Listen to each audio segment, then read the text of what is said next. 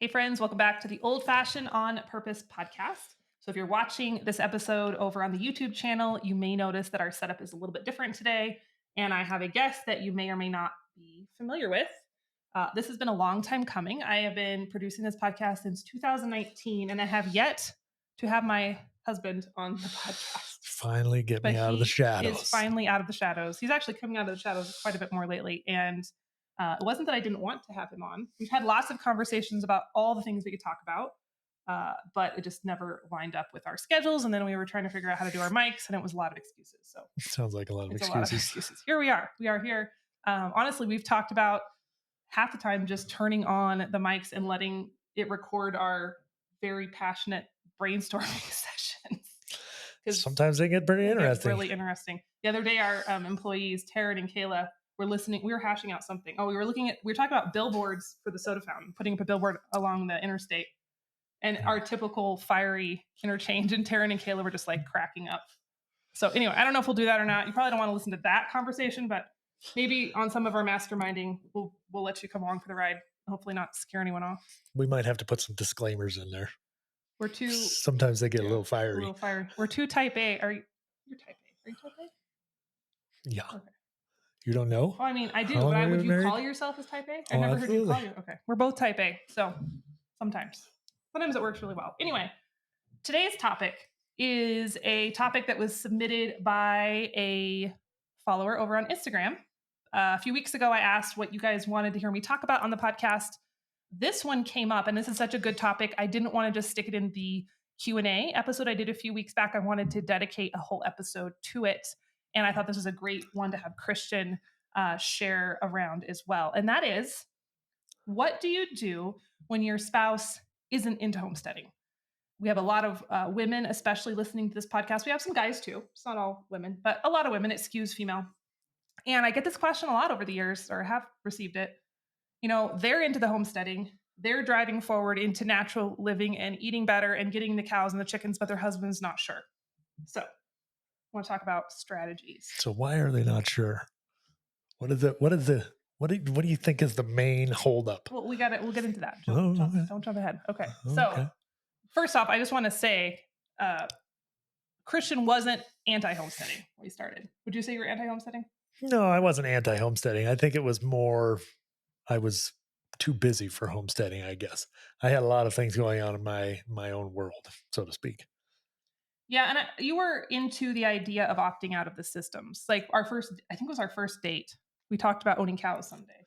Yeah, we both had the idea. We wanted to be separate from, not that there's anything wrong with the systems that are existing in current society, but we wanted to be as far away from those as we could. Even though we don't totally live off grid now, we still wanted to be, we wanted to have ultimate responsibility for everything that we had going on. And, I think for myself, it probably took a while for me to recognize some of the benefits and the advantages that what Joe was learning and pushing for on a day-to-day life while I was still off working. And yeah, so initially when we had those conversations, we didn't know homesteading existed. Like we're like the OG homesteaders, not like 1800s style, but like we were doing it before there was TikTok and YouTube and Instagram. It was not trendy. It was not cool. It was just weird back then. And it wasn't something that we got inspired by seeing that either. No. I literally wanted this from the time that I was like 5 years old. We wanted the land, though. Well, we wanted the land, but I wanted to be as far away from society. Here again, not necessarily the whole off-grid prepper type mindset of I want to live in a bunker, but I wanted to be self-sustaining. I wanted to be out in the middle of nowhere. I didn't want to live on a corner lot with a white picket fence and 2 little dogs running around the yard.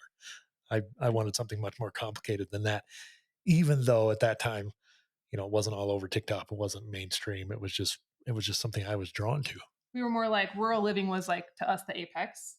I remember just thinking when we were first married, I don't want to be like everyone else. I just because I knew, you go to college, you graduate high school, you go to college, you get married, and that's like checking off all the boxes. And then you're supposed to have the kids, get the minivan, and you're done. And I remember thinking, I just can't do that. I cannot do that. I'm like, how can I continue to be blazing a different path? And I didn't know what it was. Like we thought that maybe buying the property when we bought it that was our big move. That was our big step.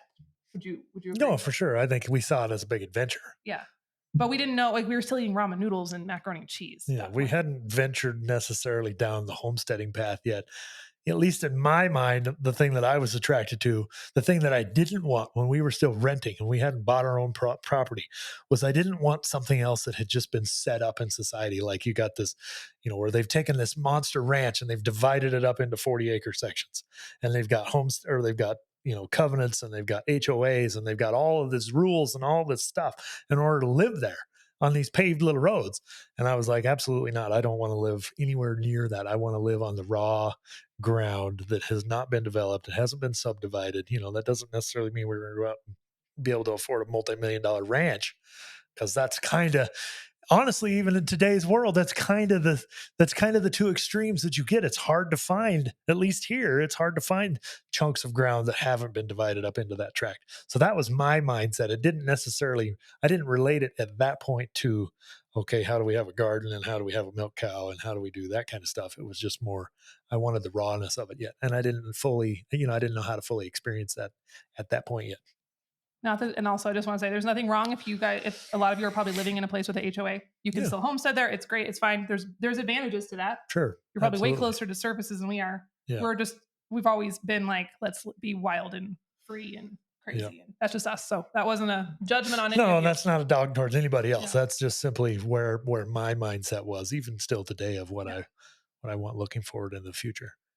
So we've got this land. We were both totally on board. We both loved this purchase. We had that going for us. And then you were super busy with your career at that point. You were electrician, and then you were what was the sequence? Wind farm. Do you know what I remember did? It was a long time ago. Wind farm. And then you went to the college and you were like developing a program. So he was climbing it up the ladder in his career. I was home with a baby, first baby. You guys have heard this story before. I started to go like stir crazy, like woo, like couldn't, like not good, because I need more to do. And that's when I started to look into the gardens and the compost piles and the chickens and the goats. And so when I started to bring those pieces in, what were your initial thoughts to that? Like when I said, let's get dairy goats, and I was like 8 months pregnant. I think on the outside, I was super excited about it, because it just was more towards that lifestyle that I was pushing for. And I like adventures. I like complicated things. I like things that look like they're going to be hard. I like things that look like they're going to be uncomfortable. I like doing things that, we don't have all of the answers to. So in some ways, Jill and I both we've kind of been, we kind of live by the seat of our pants, so to speak. And, it's like we get this wild, crazy idea of, oh, let's go get goats, or, oh, let's go get a milk cow, or, oh, let's start a business, and it's like in 24 hours, we've already started it. Where, some people will sit around for weeks and months and years and think about it and never do anything, where we're like, no, let's jump right on this. So I think initially my reaction was, yeah, let's do it. But then, I probably had a little bit of hesitation from the standpoint of going, I'm already working 14 or 16 hours a day. So I hope you don't think I'm going to milk these goats. I think we had that conversation. I think I was all about it. But I wasn't even afraid of like drinking the goat milk or any of that. I wasn't turning up my nose, but I'm like, okay, this is cool. It can be your thing. And we went from there. Yeah. And that's, I think, maybe is different with our story than maybe someone who's struggling with this in their own relationship. You've always been my enabler with animal purchases. It's like, and vice versa. There is no voice of reason in this relationship. Vice versa. Yeah. It's like, let's bring home a puppy. Okay, cool. Like no matter what's happening, we'll always bring home something else. Or let's go buy 50 calves. Yeah. It's just, I don't know. That's a whole thing. But so you were always supportive of the animals. And if I was like, let's build something, you like to build. So that's an easy sell. I think for me in those early years, though, kind of what you said, yes to all the things. You built me a garden fence, you rode to till the garden, but then I was kind of on my own with that. And I mean, you would till the garden, you would get it set up, and then you wouldn't step foot in the garden for to the next year. Yeah. And what was I know you were really busy with your career because it was really time consuming at that point. Where was your mind at as I was getting more and more entrenched in this lifestyle? I was trying to get rid of all the processed foods, eat completely organic, grow everything, make everything. I know some of those parts you weren't quite as excited about once we got into that stage. Like certain foods, I think you struggled with. Well, to be fair, some of them it wasn't very good. Maybe. What was going on in your mind when I was like full-on homestead lady and you were still in town working? I think initially when I was still heavy duty in the construction world, before I had quit my job and come home, so to speak, so we're talking 8, 10 years ago. Um, I was concentrating at that point on how do I climb the career ladder in the field that I'm in. I'm an electrician, so I wanted to figure out how to, I want to be the best electrician that I can be. I want to be a foreman. I want to run bigger jobs. There again, my professional life wasn't really any different than my personal life. I wanted the bigger, more complicated stuff. I was my happiest when I was completely buried at work. So I think to a certain degree, I probably had this mindset of, okay, this homesteading thing, whatever that is kind of Jill's thing. She's going to do that with the kids. It keeps her happy and keeps her mind going. But away from that, that's not really my thing. It wasn't that I wasn't supportive. And like, I know I know I was an enabler, in fact, making things more complicated just because we both like that. But at the end of the day, it wasn't like, okay, yeah, great. Let's start a garden and I'll be out there every single day helping you in the garden. I'd come home after 14 hours a day and be like, nah, cool. I don't need I don't need to see the garden. Or, maybe on a Sunday, I would be like, hey, I would like to have a nap. But Jill's got this like laundry list of things that need to be done and fences that need to be built and corrals that need to be built and greenhouses and, all this stuff that I'm like, whoa, whoa, whoa, wait a minute. Like I need a day off. So I'm sure to a certain degree, this could have come across in Jill's mind and in her world, like I wasn't totally supporting her. This was her dream, you know, and where am I providing the rest of the foundation? Sure, I enable you to go get this stuff, but then I don't help build the infrastructure that supports all of that. So, and I own up to that. I understand that. And that time, that took me a while to see, just really probably because I was working, 80 hours a week somewhere else. Yeah.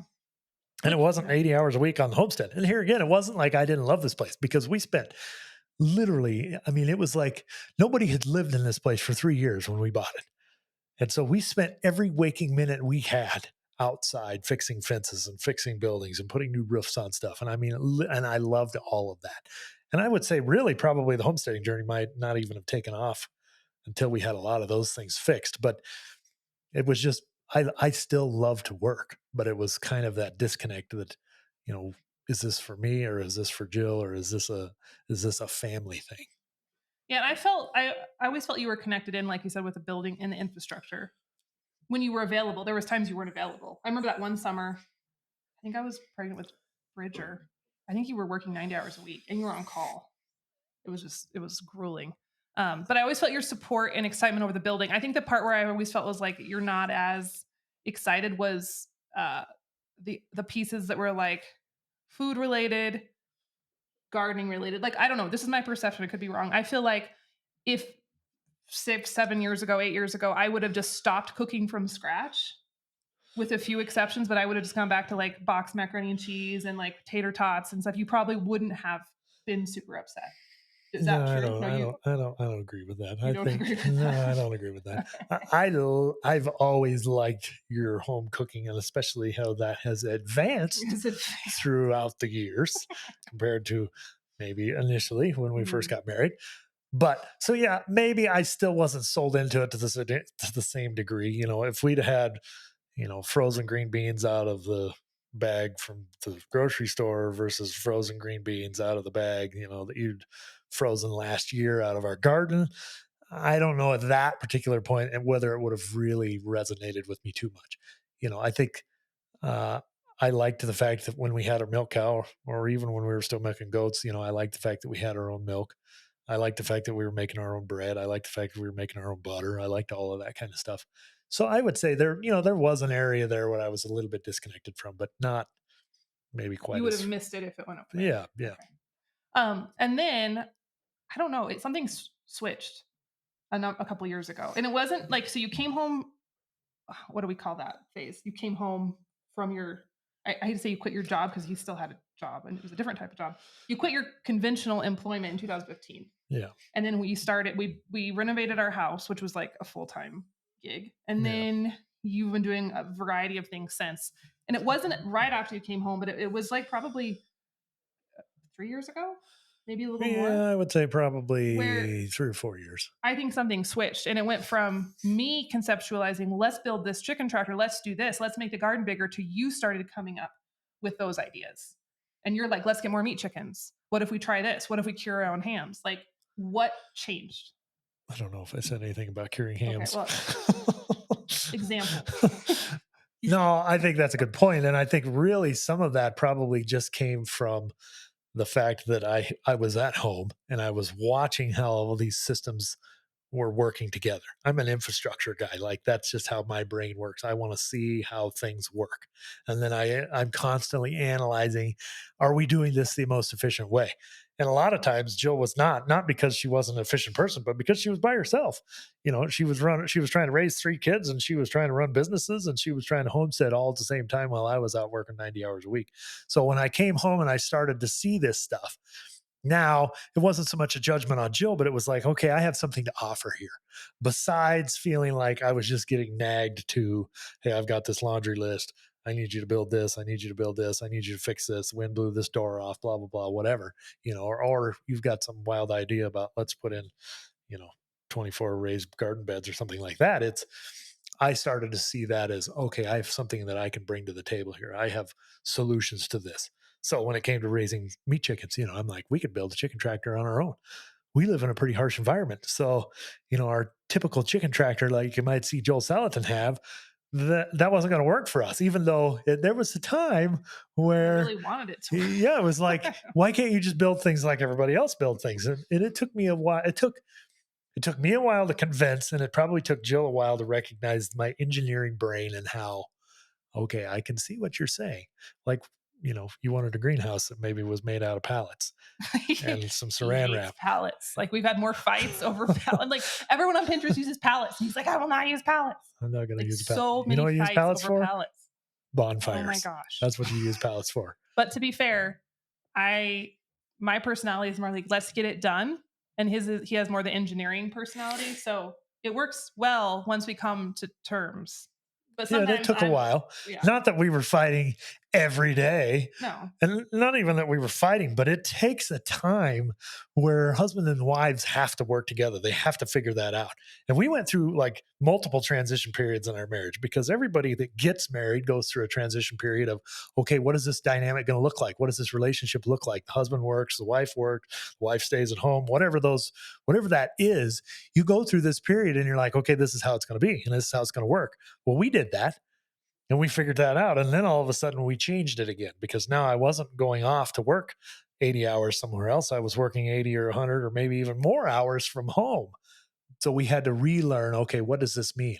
And I had to recognize, there was a period there where I literally had to recognize, here's the things that Jill has learned how to do in the last, say, 8 or 10 years that I've been gone out in my own career field. Because people say this all the time. They're like, well, she's just a stay-at-home mom, or she's just whatever. That's the furthest thing from the truth. Like, Jill had a career here. She not only was building businesses, but she was learning how to be a mother. She was learning how to raise kids, and she was learning how to homestead. So it took me a while to go, okay, I acknowledge, what you have learned here. And then the vice versa of that is it took Jill a while to recognize, okay, yeah, you weren't just out like, bagging groceries for the last 12 years of your life. You were actually running these big jobs. You have all kinds of construction experience and building experience and engineering experience and all this stuff that I can now bring to the table. So I know there was some times where we had some fights where you're like, hey, let's build it this way. And I'm like, that won't work. Yeah. Because I just wanted to put it up and get it done. Or I'd always find a picture on Pinterest, be like, they did it. And you're like, that won't work because we live in Wyoming and we have wind and we have hail. And I'm like, let's just try it. And you're like, no, I don't want to waste time. Yeah, I'm not going to do it. So now we'd have. No, eventually it still happens though. Not as much, but it's still where I'm like, hey, this won't work. And you're like, are you saying that to get out of doing something, or are you saying it because it really won't work? I will concede that you were right on the greenhouse. The greenhouse having is still here. An Armageddon-proof greenhouse has been a good choice. Yeah, it is still standing. Good choice. The little paper ones on Pinterest would not have been a good idea. No. So yeah, that's good insight. In those early years, hold on, just to recap. Sounds like what really caused you to fully engage was when you started to take ownership. take It some became ownership and more feel like I yours. had something to offer. Yeah. Now it became more, you know, it became more of a my thing, but and a family thing, mainly because I felt like I had something to offer versus, just and I hate to use the word nagging because I don't feel like you necessarily nagged me on, weekends that I was home or time that I had off or whatever. It was, hey, we need to do this, where I wasn't really super excited about it. Because I think there are people, even in the circles that I was running in, people would be like, they sell milk at the grocery store. Yeah. Why do you need to milk a cow every day? Or, they sell butter at the grocery store or they sell green beans at the grocery store. Why do you need to do that? I wasn't that far out, but I was also like, there's enough big things going on in my world right now that if we have to go buy milk at the grocery store, to me, it's not a deal breaker. But for Jill, it was more of a deal breaker because she had set herself up for, this is what I'm doing. This is my lifestyle. This is whatever. So And that's an interesting point. The friends that you were hanging out with then, whether they were just friends after work or they were friends on the job site, were very conventional because, well, there was very little homesteading back then. So everyone was way more conventional. So you were in that world where they're like, why are you buying a milk cow when you can get milk at the store?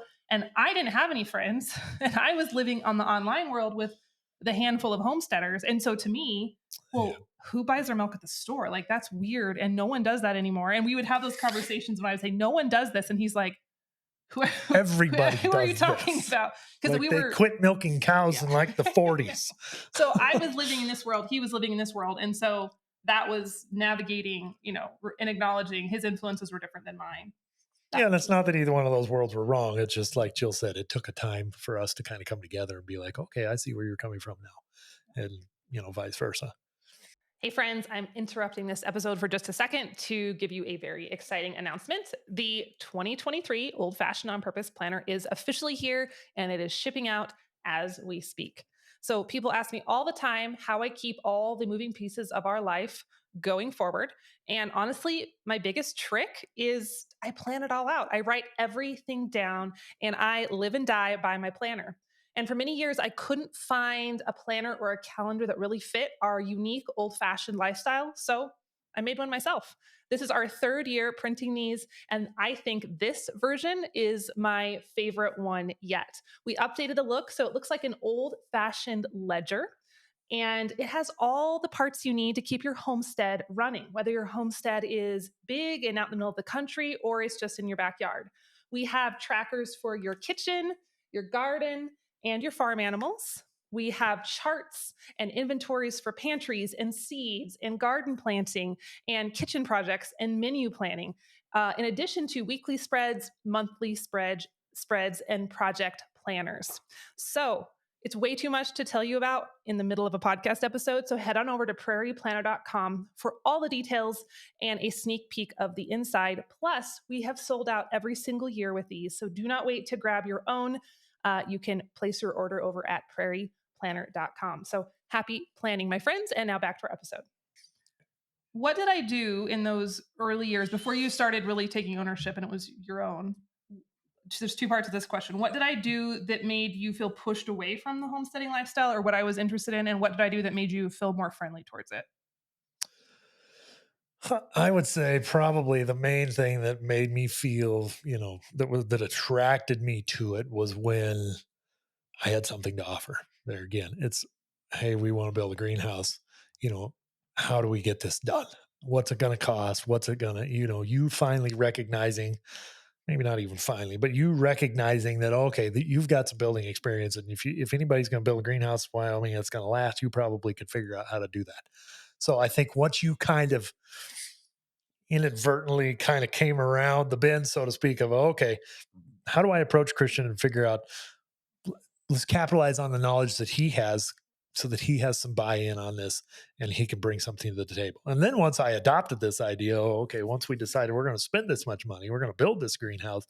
Now, once I'm in there every day building it, now it's easier for me to get excited behind, well, we could do this and we could do this and we could grow that. Now I want to go see other greenhouses. I want to tour other people. I want to see what other people have built. I want to start learning, how do we do a greenhouse management system, which I'm working on right now? How do we put geothermal in? How do we do all this stuff that I got excited about, where you didn't necessarily have to be like taking the lead on how do we make this work, so to speak.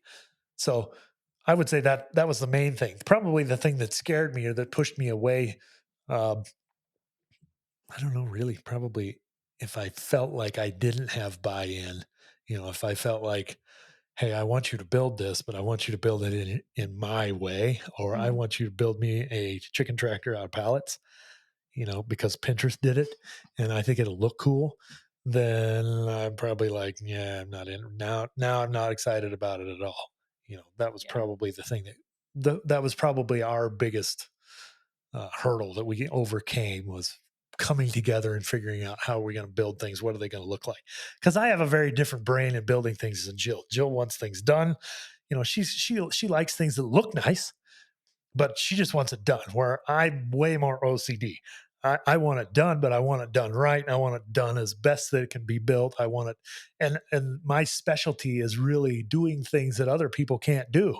When you come in and look at it in my shop, or when you look at my desk that we're sitting at right now, like you don't buy this desk at Home Depot. You can't go buy the chicken tractor that I built at Home Depot because that's how my brain works. And so a lot of times that kind of went against the grain for what you were Yeah. trying to do in the business and on the Prairie Homestead, because it's like, how do I make something that somebody else can do? How do I make something that somebody else can be like, cool, let's make this available to everybody? And I'm like, I don't know how to do that. Yeah, we had a lot of talks because I would try to make content that was duplicatable for you guys. And he is like, I want it so not duplicatable that no one can make this. And I'm like, no. That was this when will I knew I never. had succeeded. See, now I'm like, nobody can copy this. They Yeah. can't steal my idea. When we built the garden beds, the raised beds, we built that out of bridge decking steel. And I remember Jill be like, yeah, no, Jill's like, so well, how do I tell these people? Can they just go to Home Depot and buy this corrugated steel? No, you can't buy corrugated steel. It's not going to work. That's not what we did. We built this differently. This is industrial grade stuff. So, there again, it was like a feather in my hat because I'm like, now my neighbor's not going to copy this from me. Now, we have had some people reach out and sent me pictures on Instagram. Some people have found bridge they've deckers found too, it. And they're like, really hey, nice look at this, jobs. pal. I got this done. And I'm like, sweet. You're one of the few. So I still get emails like weekly. What did you build your raised beds out of? Yeah. Well, good luck. So that was not necessarily fair on Jill's part, but that's probably the main thing that kind of frustrated me because I came from a world where, typically in construction and commercial construction anyway, you're building things really out of the best materials that you can build. You're building them the best way that you can build it. Later on, when I worked in the wind energy field, and then later on after that, I worked in the pipeline. You come from the pipeline, and the pipeline, they spare no expense. Like they buy the best of everything because they want everything to run reliably and they don't want things to break. And so that was my mindset coming from that environment where you're spending millions of dollars building something to coming home and be like, hey, I would like you to build this out of pallets. Well, I don't work with pallets. Yeah. We throw pallets in the dump. But I think that's a good takeaway for the listeners is that if you're struggling with your spouse, maybe there's a chance you could be trying to force them into what you think they should be doing to further the homestead dreams. And you still don't do gardening. You still don't garden. He's never made a loaf of bread. I don't need him to. I don't expect him to. That's fine. I'm more than happy to garden. He helps me build the greenhouse. He helps me build the beds. When it comes to building, I put all the irrigation systems in. Irrigation in, but like when it comes I'm the reason that the garden lives. Well, kind of.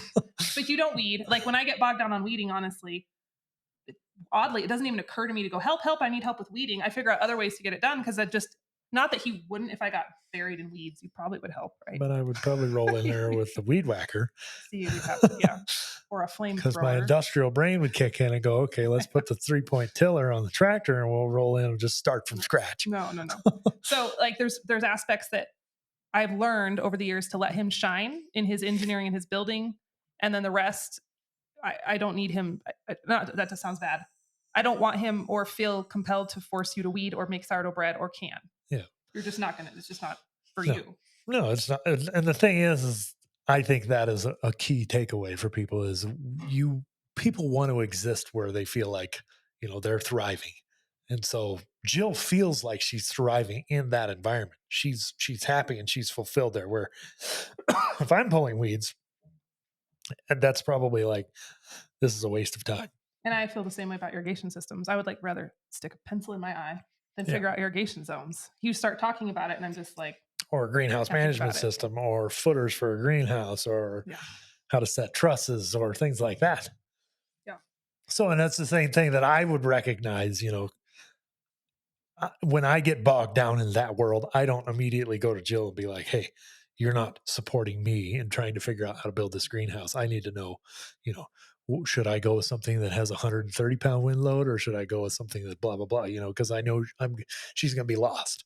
So we've learned to recognize that and appreciate that about each other, versus maybe early on, that became kind of a sticking point for us, where we were fighting each other. We felt like we weren't being seen, or we felt like we weren't being heard, and that wasn't necessarily fair to the other person. If you feel like you're getting stuck, then I would ask you that question. Where are you asking your spouse, or where are you asking the other person to help out? And what are you trying to implement your rules of engagement, so to speak, on them? Or are you saying, what can you offer to this? What can you bring to the table so that they can feel like they're being heard and they can feel like this is being a project? And once they get involved, as in my case, things changed tremendously for me, because now I just saw more and more areas of opportunity that I could bring things to the table. And then now I've got ownership in it, and I want to be involved even more. Yeah. It's a lot different now. It feels different. Even though I still do things on my own. You do things. For sure. That are my babies, your babies. It still feels different. Okay. So let's say someone is listening and they have a spouse who just flat out hates homesteading.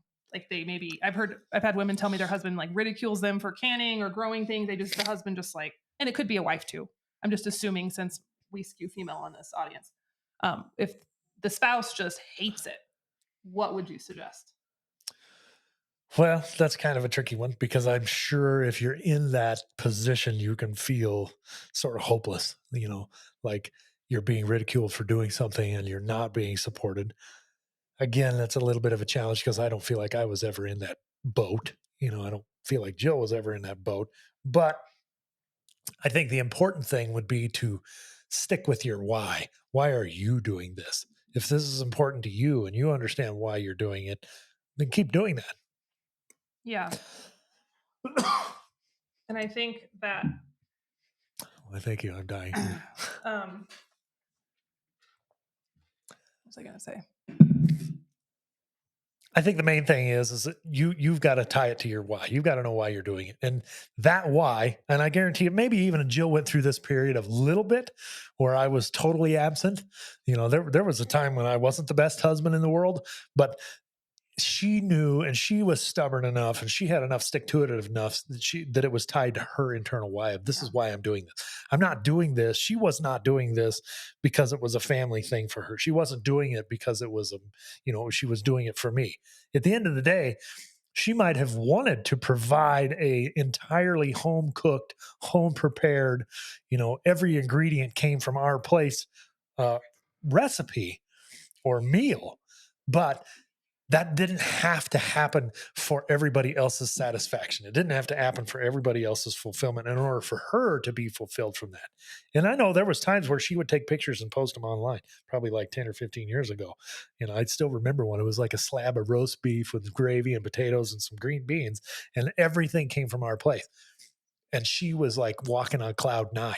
And I was proud of it. I remember even back then showing my coworkers and being like, look, we grew every one of these ingredients. They came off of our place. We raised that cow. We butchered this steer. I think it was a steer that we butchered ourselves. It was our first steer. So it was horrible meat. It was absolutely horrible. But it was like shoe leather.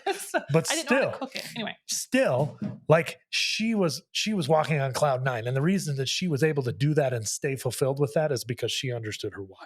Like that was the main thing.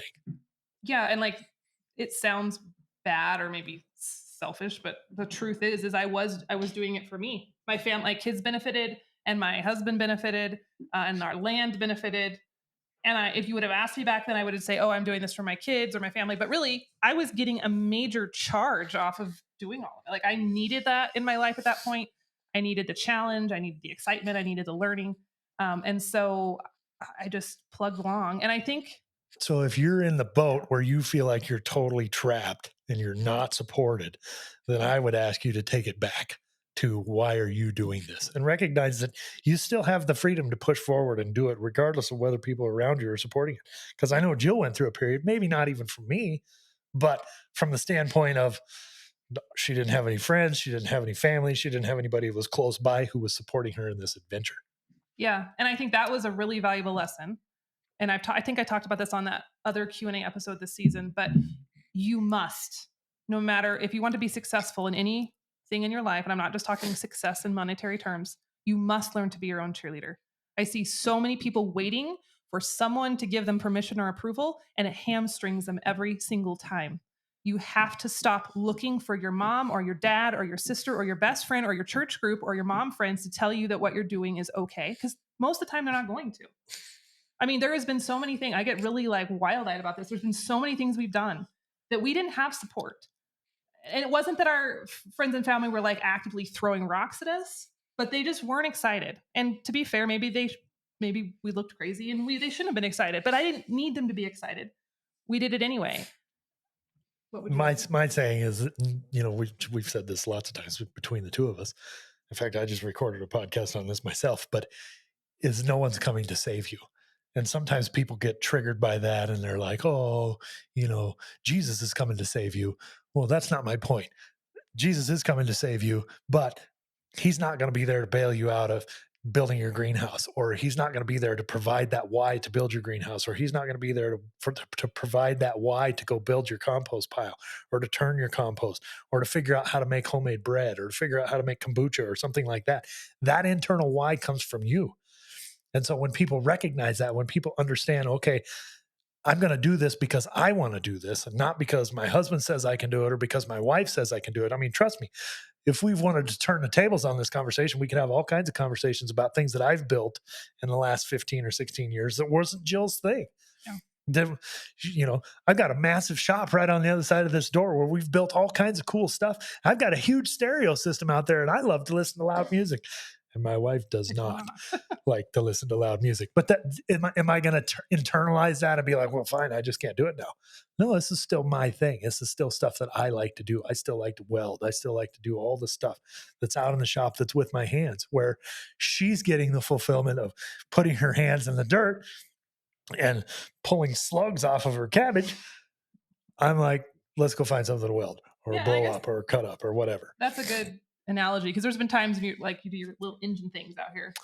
My little engine things, like switch an engine out in a truck. It's like up on the lift, and it's like a whole thing. And you guys are like flying high because you just did this huge thing, and I'm like, cool, bro. She could care less. But I mean, I'm excited for you, but I cannot appreciate it to the extent that you can appreciate it. But but you're not waiting for me. Like I'm happy you're doing it. Like I'm not against working on trucks, but it's not my thing. But you don't wait for me to tell you, like, pat you on the head for it. So what would you say to the audience if I had been adamantly against you doing homesteading? What would you have done?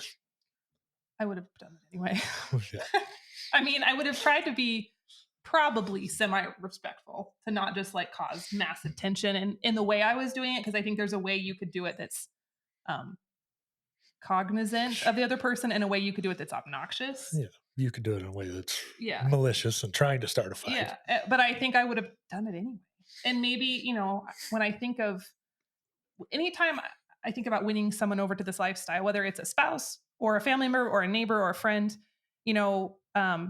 peace offerings go a long way. Like cookies with homegrown eggs and homemade butter, like, can turn even the most adamant Walmart shopper, get them to think twice, or someone who, doesn't like the idea of home raised ingredients. It's hard to imagine that, because there's more and more people are into it now, but that used to be more common. Yeah, there's definitely been a shift in today's culture compared to what it was before. Like we had people who were just adamant that we were going to kill ourselves with eating our own meat and eating things that weren't from the grocery store. That's changed. Drinking milk. Or drinking the milk. Yeah, that was a big thing. Or like people have been drinking milk straight from the cow for a lot more, many more years than they've been drinking milk from the grocery store.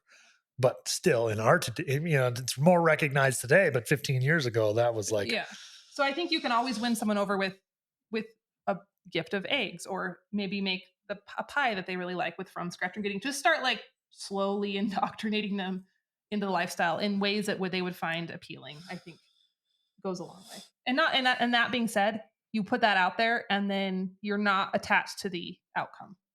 Yeah. Right? You can't be sitting there hoping that it changes their mind because then you're just going to be So disappointed. how would that shift then from a husband and wife team? Because now it's more, now you are tied to the outcome. I still think though, like let's say you have a spouse who loves junk food. I've heard that this happens more often than not. They love their junk food. They love their fast food. And you have the other spouse who's like really convicted about organic whole food from scratch.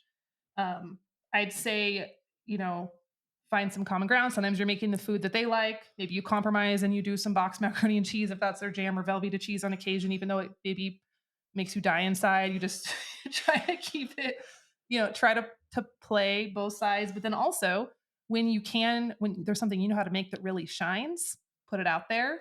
Don't push it on them. Don't nag them about it, but just see what happens and just keep offering and keep offering. And if they don't like it right away, that's fine. But just keep putting it out there. I think that's And what I stay would do. consistent in the work that you're doing. If you're consistent in pushing forth for that type of lifestyle, then that speaks volumes to the other party. If I would have Yeah. seen Jill do it, pushing for this homestead lifestyle, but then at the same time be like, well, I don't care if we eat McDonald's 3-4 times a week. Then I'd have been like, well, wait a minute, this doesn't really add up. This just doesn't look good. Or if we'd had a milk cow, but then the consistency and the discipline of saying, okay, I'm going to milk this cow every single day, regardless of what the weather's like. And I've got to bundle up 2 little kids and take them down to the barn and find a way for them to be entertained without iPads while I milk this cow and it's 10 degrees or it's 10 below. If she'd have just all of a sudden said, nah, I don't want to do this. This is too hard. Will you pick up a gallon of milk tonight on your way home from work? And then that would have been a totally different story for me. But she knew her why, and she was disciplined enough and consistent enough to stick with that why and to keep that moving forward. And that spoke volumes to me on how serious she was. And it was a lot easier for me to come along and be supportive when I see that. And I think sometimes that's the consistency is a good point because there are different personality types in humans. If you guys have some of my older planners, we have the 4 personality types. There's like the farm dog and rooster and a milk cow, and I don't remember the other one. Anyway, but some of those personality types. Was I farm dog? I don't remember. I'm on the spot now. I went completely blank on the whole thing. But there's a couple personality types that are prone. We call them like the visionaries. They're prone to be really into new ideas and they love starting, but they're not as good as at finishing. And it's not a bad personality type. It's just a way that some humans are wired.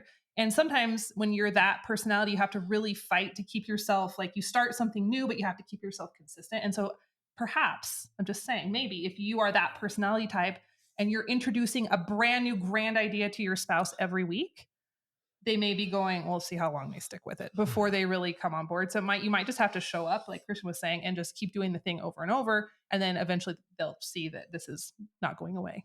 Yeah. So.